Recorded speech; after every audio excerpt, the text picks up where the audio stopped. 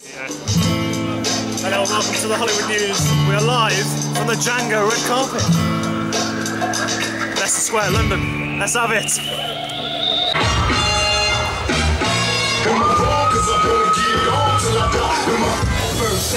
Hi, sorry, I was very busy there. Hi, Paul from Hollywood News. Very pleased to meet you. Congratulations on the nominations today. Thank you so much. No problem. So I'm just wondering where Django came about, where the origins of it were in terms of yourself. Well, I've worked with Quentin for a long time, so I knew what he was doing for a while he was writing it. And you know what happens with him is he writes and writes and writes, and one day he comes there and he sets it down in front of you, and there you go, you're off and running. Excellent. So is it a case of there you go, there's a script. There you go. Let's go make a movie. And that's it. And that's it. You start making a movie. Excellent. So, I mean, it's obviously an amazing film. I've seen it. It's fantastic. Are you surprised just how well received it's been? I don't think that I'm surprised. I think that I'm happy. I think that you know, it was a very quick process. We just finished at the end of December, and I think it's all happening so fast. Ladies and gentlemen, I'm now joined by Mr. Samuel L. Jackson. Good evening, sir. How are you doing? Quentin, what's the process like in terms of working with him? Is it very much you're on set every day? What do you make of the reception here? On set every day, or you know, there in the morning at Paul, there at Rab, and just very hands-on. You know, we want to give him everything that he needs so that it you have to be there all the time. So tell us a little bit about the character. Finally, he's a very, very traditional filmmaker in terms of 35mm, one camera as we've seen tonight. Is it a very different set to any other set you've ever worked on? I think that we are a family, and we like to have a lot of fun, and we all support each other in a really great way. And I never could have done it without our other producers and our cast and our crew. And Quentin likes to have a good time. I mean, at the end of the day, it's work, but we like to have a good time. We like to be a family and support each other. Best of luck with the Oscars and the BAFTAs. Thank you so much. Thank you.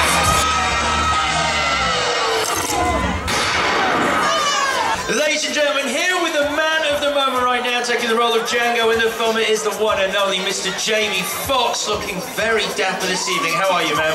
I want to give a shout out to Oswald Boateng, who put this suit together. He's from London. Well, he's actually Guyanese, but he made this suit, so shout out to Oswald.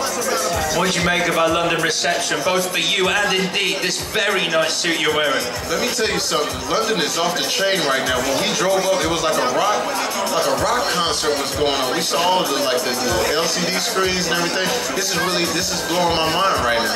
Come on, you hear that, London? We are blowing Jamie Foxx's mind. Yeah, yes. Let's get on to the movie. So, tell us a little bit about the character you play, Django.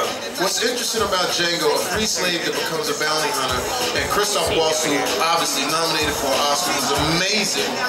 And we go out on our journey, and he finds out that my wife has been taken from me and is at some plantation. And we come to find out that my wife is at a plantation where Leonardo DiCaprio is actually the big daddy at the plantation. Now, when I tell women that my wife is at Leonardo DiCaprio's plantation, they're like, that's not so bad.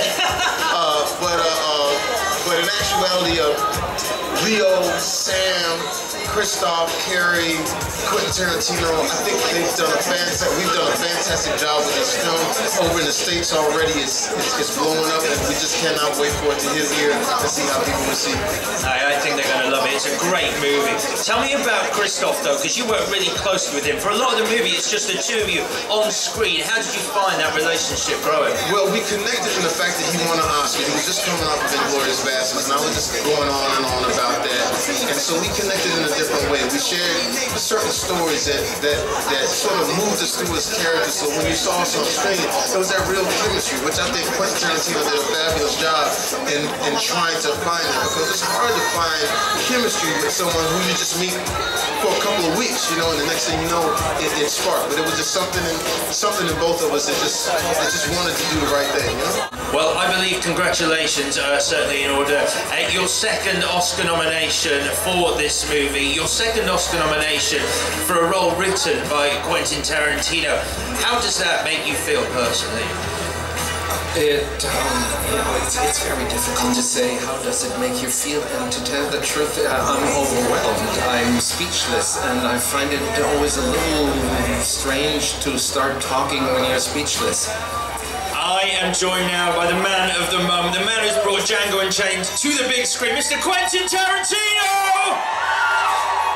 Great to see you here in London again, Quentin. How have you found the reception walking down our white carpet? Oh man, the whole like layup here with the carpet, with that video, that little video montage, this thing going on, it's like so cool. When we were driving up, wow, look what they did, it looks awesome.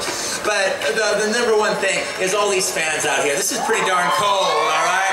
Thank you guys for coming out.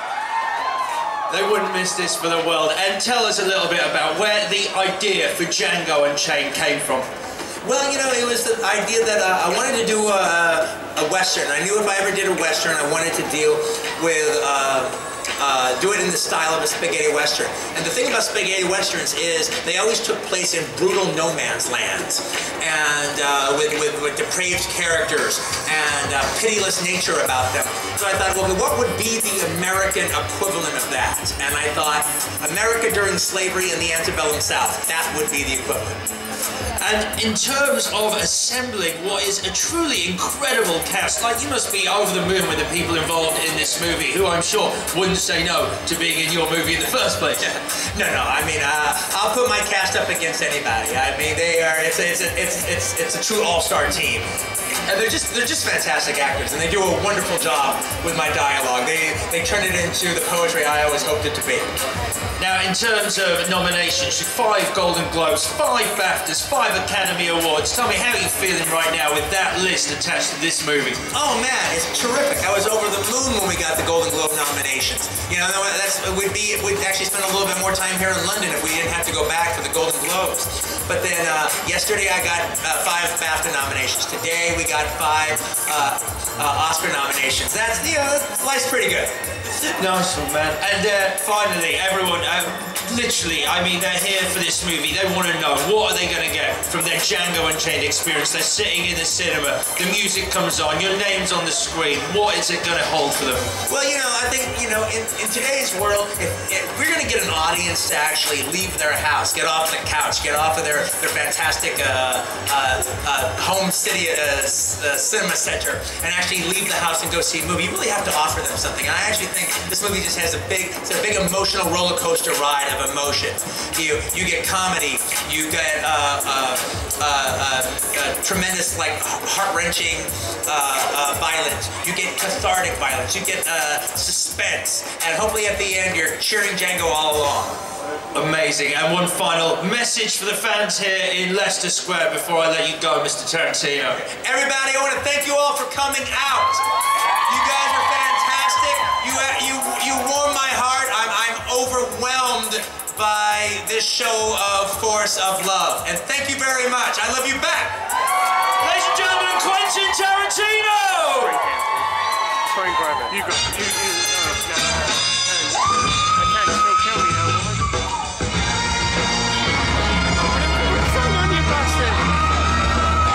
And it's gone.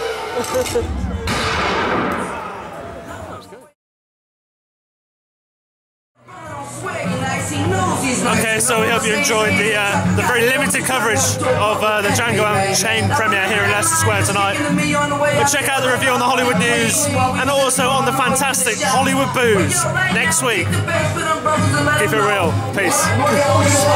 Rolling stones of the rap game, not bragging. Look bigger than Jagger, not sagging. Brother backwards, I'ma leave it at that.